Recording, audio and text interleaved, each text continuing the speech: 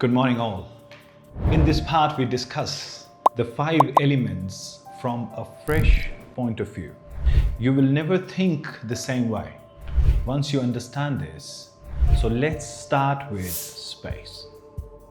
In the last episode, space was a quantum observer, consciousness recognizing itself at dawn. Now let me show you the deeper layer. Neuroscientist Mary Helen Imodino-Yang at USC spent years studying what the brain does when it's doing nothing. And what she found was startling. The default mode network, your brain's so-called resting state, is actually not idle. It is the substract of every insight you've ever had.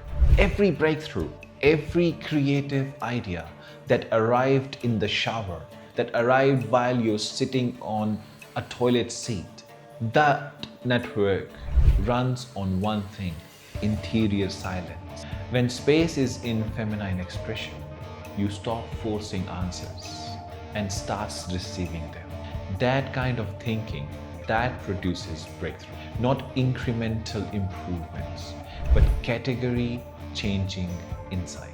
Not be forced, it can only be invited. Water. From hydration to emotional intelligence. In the last episode, water was biochemistry, the prerequisite of every other element. Now I want to talk you somewhere more personal. Follow me here. Emotions are not just feelings. They are full body physiological events. Electrochemical signals moving through your spine, moving through your vagus nerve, through your spine and your gut. To be very precise, the gut, by the way, contains more neurons than your spinal cord and produces 95% of your body's serotonin. Your emotions are not in your head, they are in your body. Dr. Besselwen der Koch spent decades proving this. Unprocessed emotions live in tissue, not in memory. They show up as muscle tension, postural compensation, chronic fatigue, and in women, it's stored in the abdomen area. Now that's not weakness, that's biology. When water is in feminine expression, emotion move cleanly through you instead of accumulating as tension. Intuition, which neuroscience now understands as your gut-brain axis communicating pattern, recognizing data faster than conscious thought, becomes information instead of noise. Your body becomes a source of intelligence, not just a vehicle for your mind's agenda. Let's talk about fire. From ignition to transformation. In the last episode, fire was the cortisol awakening response, biological ignition. Now let me show you what determines whether the fire refines you or burns you out.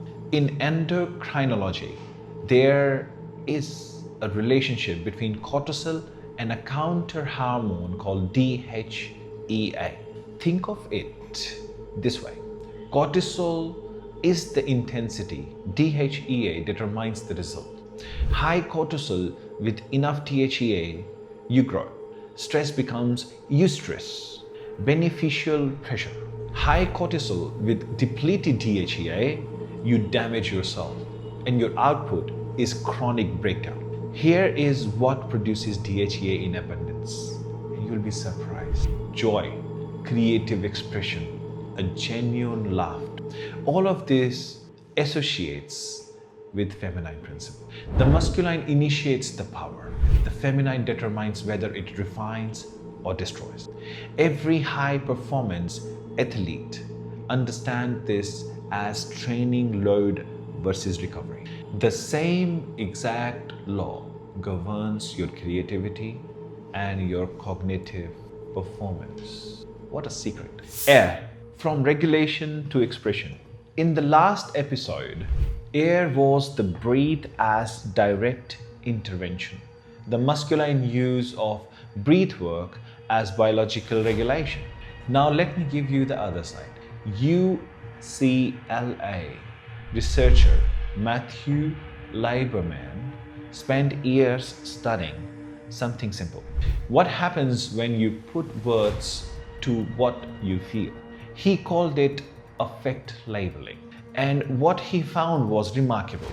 Simply naming the emotional state, I am afraid, I am overwhelmed, I am happy, I am sad, I feel terrific, I feel wonderful, I feel pathetic, I feel hungry, reduces amygdala activation more effectively than suppression. Ancient cultures understood this as the power of spoken intentions. That's how mantras came into place. That's how prayers came into. And they were not performing rituals. They were performing neuroscience they hadn't yet named. When air is in feminine expression, the interior becomes speakable. What lives in you as tension, as creative pressure, as uniform knowing, finds language. And once it has language, it can move. Let's talk about Earth. In the last episode, Earth was the body as architecture, bones, muscles, gravitational grounding, right? Now, I want to show you the foundation beneath the foundation. There are 38 trillion bacterial organisms living in your digestive system. They produce serotonin, GABA, dopamine, directly regulating your emotional state. The vagus nerve is the direct communication highway between them and the brain.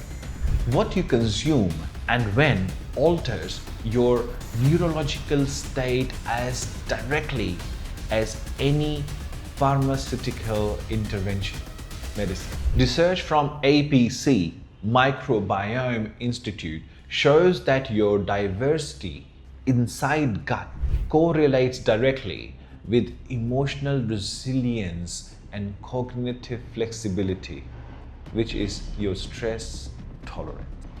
So, not coincidentally, casually, when Earth is in the feminine expression, the body is nourished, not merely fueled. Food becomes information. Your rest becomes regenerative, not just absence of work. The body becomes living, responsive system, not just infrastructure for your bodies, not just infrastructure for your mind's ambition. The masculine element ignites the day, the feminine element sustains it. Without both, you're running on half an engine. The output suffers. The most people never understand why. In the last episode, I did not talk about entropy, the second law of thermodynamics, the universal drift from order to disorder, from order towards disorder, from a brand new metal towards the rusty metal, the aging effect. I told you that you are an anti-entropy machine. You maintain internal order by drawing energy from your environment. Here is what I didn't tell you. The masculine principle creates the structure that resists entropy, the framework, the disciplines, the systems, the container. But the feminine principle generates the energy that fills those structures with life. Without it, even the most disciplined person eventually exhausts their energy and collapses. You've seen this. You may have lived this. I definitely did. The person who achieves everything on paper and feel empty behind the eye. Maximum structure, no flow is burnout. Rigidity, collapse disguised as success. Maximum flow, no structure, chaos. Beautiful potential, but zero landing. Structure meeting flow is creation, sustained, renewable, and sovereign. We are living in a moment where the collective masculine, the pace of technology production, the information architecture, the economic extraction systems is operating at an unprecedented velocity.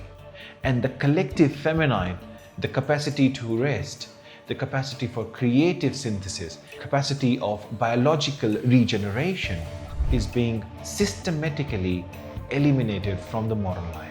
Sleep deprivation is treated as a badge of honor. Rest is called laziness. Silence is called unproductive. Intuition is called soft. We are building an increasingly sophisticated structure on an increasingly depleted generative foundation. This is not sustainable. This is the civilizational entropy your body is already feeling. The 06 protocol is the daily counterforce, not as an act of personal optimization, as the individual practice of what the collective desperately needs. The rebalancing of structure and flow, masculine, in the world that has lost one half of the equation. You now have both halves.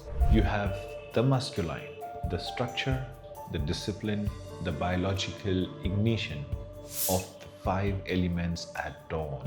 You have the feminine, the flow, the generation, the creative ground state, the sustains, everything that masculine builds. What you don't have yet is the synthesis. Knowing both halves is still philosophy. The synthesis, the moment by moment transition from activation to reception within the single morning is the work.